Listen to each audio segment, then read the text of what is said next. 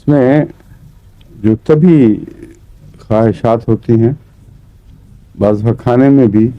یا ہر قسم کی طبی خواہشات میں بعض لوگوں کو ان نیچرلی مزہ ختم ہو جاتا ہے اور اس پہ ویسے کوئی وجہ سمجھ نہیں آتی. تو ایسی کیفیات میں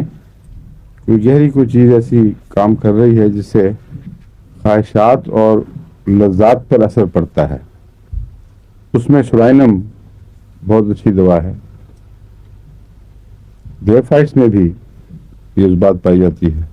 بعض صورتوں میں، اور سورائنم میں بالخصوص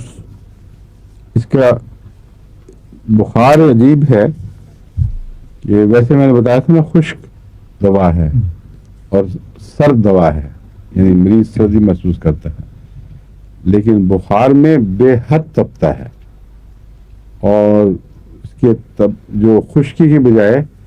گیلا ہوتا ہے مریض ہمیشہ، یہاں تک کہ جو جسم سے باہر اوپر سر کا حصہ ہے وہ تو خشک دکھائی دے گا اور بہت گرم ہوگا، لیکن اگر اٹھا کر دیکھیں تو اندر سے بھاپ سی نکلے گی، یعنی پسینہ بخار میں جاری ہے مگر ریلیف نہیں دے رہا. اور ایک مستقل ایک صورت ہے جو ٹھنڈا کرنے کی کوشش کرتا ہے مگر وہ گرم پسینہ آتا ہے بجائے اس کے اڑے اور ٹھنڈا کرے، اور اندر لگتا ہے جیسے بھاپ دی ہوئی ہے کسی کو.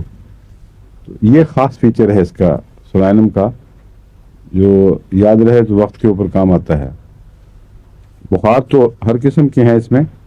مگر بخار کا یہ جو خاص انداز ہے یہ یاد رکھنا چاہیے.